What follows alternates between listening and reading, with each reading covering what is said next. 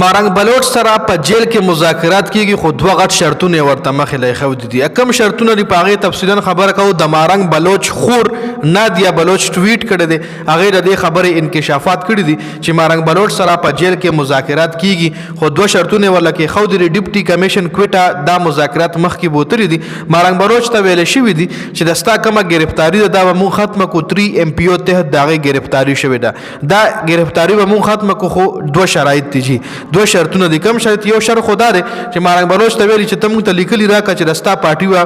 د احتجاج دوران سړکونه او لارې نه باندې یو دا خو خیر دا خو ول ورکول شي خو دویمه چې کومه خبره ولا کړې ده د دې چې کومه پارټي دی ویل شوی چې رستا پارټي با احتجاج په غټ خارونو کې نه کوي مطلب چې کم د کوټي غټ خارونه دي کم د پاکستان غټ خارونه کې برستا پارټي احتجاج نه کوي نو دې شرط منلو ته